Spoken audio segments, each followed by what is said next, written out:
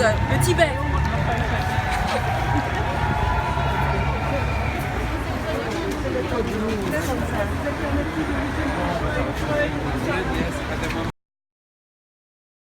Would you please tell us your name and who you represent? My name is Tadzio Mueller. I'm representing the Yawanawa people. The Yawanawa people lives in the Yawanawa territory, which is located in the state of Acre in Brazil, Amazon rainforest. And what brings you to COP21? I think in the COP21 is about how people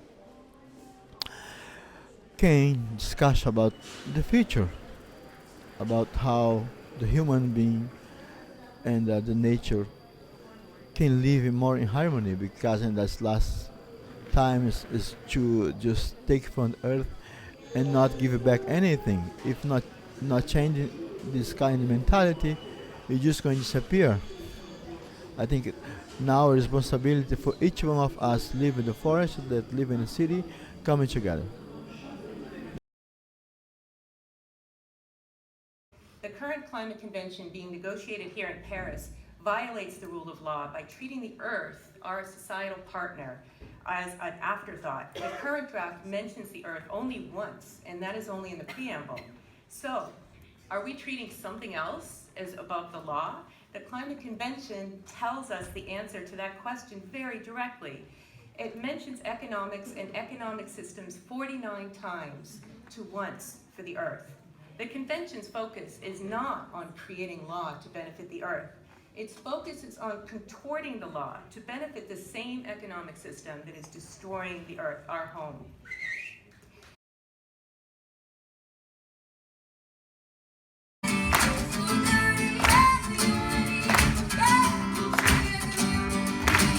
Elders and children all unite to keep alive our way of life, to keep alive our way of life. We've all gotta unify, we've all gotta unify.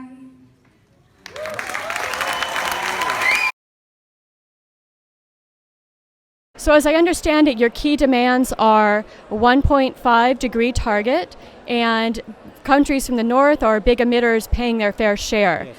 Particularly, it should be below 1.5. Below 1.5 because developing countries like the Philippines, when we are always hit by strong typhoons, and it's when we are hit by Haiyan, it's 0.87 degrees. And so the 1.5, we believe it's really difficult for us to survive by that temperature. But so we are calling for below 1.5.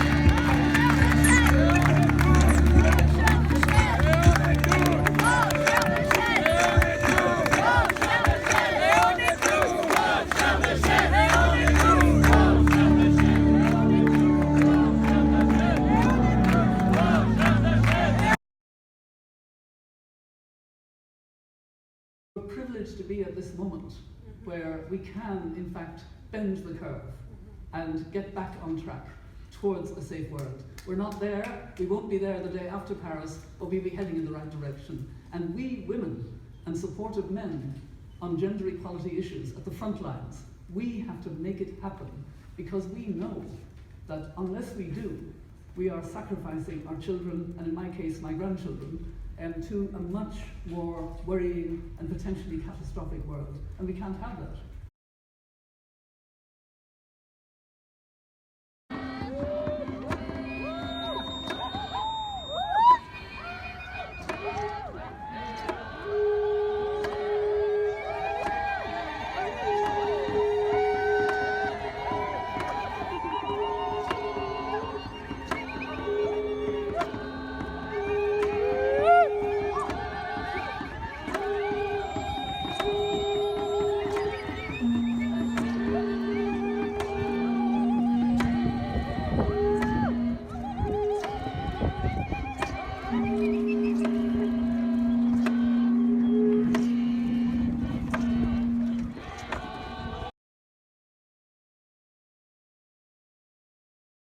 Welcome, relatives. Hamidakifi, ampetu de chante washte na pechi uzapido. Dakota michaje ki wakamani damakota. My name is Dallas Goldtooth. I'm a Dakota man from what is now called Minnesota, and I welcome you. I'm with the Indigenous Environmental Network, and I want to welcome each and every one of you for being here for today's press conference.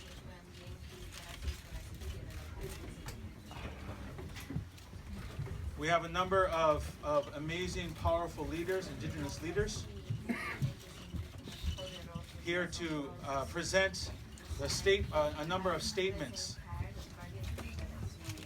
People have come to Paris to discuss the solutions to climate change. We have governments gathering, talking about false solutions in Le Bourget, not aware that the solutions to climate change are right here. Oh. When the world governments are talking about carbon markets, putting a price on Mother Earth, we know nothing good will come of that. Oh.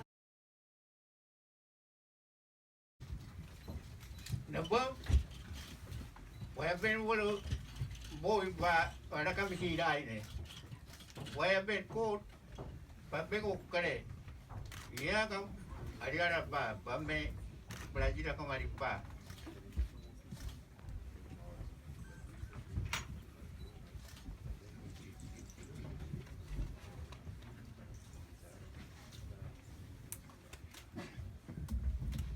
Indigenous peoples all over the world, whether we live in Brazil or we live far from Brazil, are united in that we wish to protect our territories and nature and the environment for all of humanity.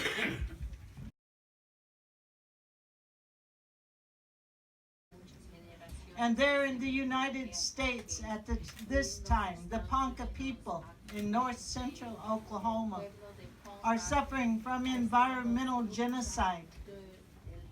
The first onslaught of the settlers came with bayonets, with rifles, with smallpox blankets.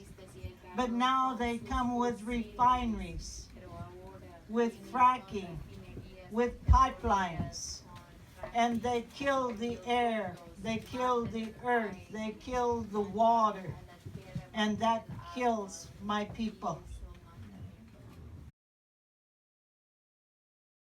Yet the hard realities and the hard facts remain.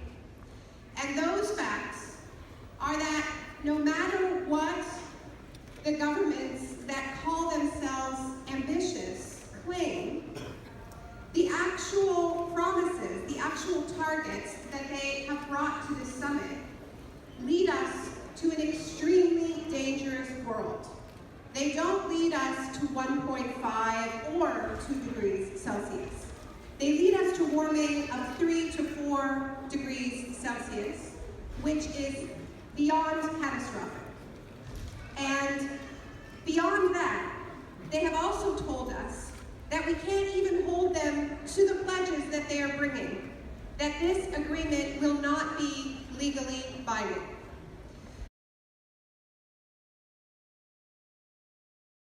Hi, thank you, Sarah. Thank you, Naomi. Thank you, Lana. Thank you, Joseph, for these amazing inputs. And thank you all for being here with 3,000 people in this hall tonight. That's fucking amazing.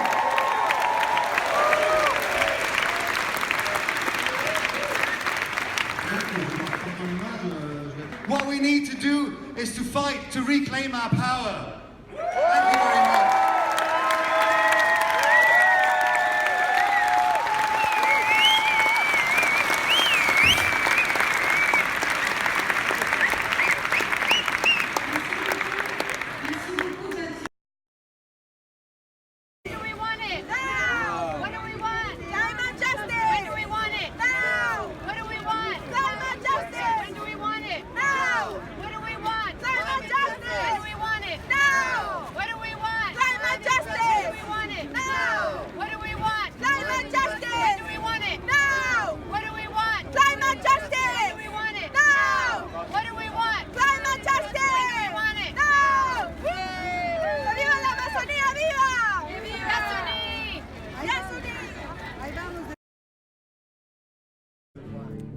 I'm here with Amanda Ravenhill, the Executive Director of Project Drawdown.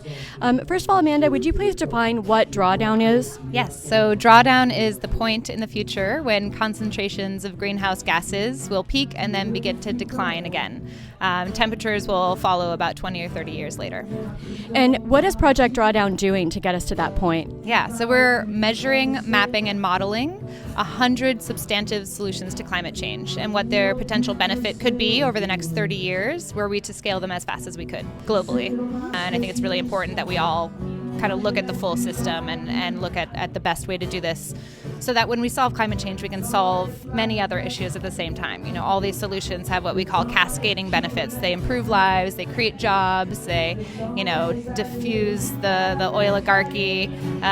There's a lot of other things that happen when you put these solutions into place. So we call them no regrets solutions.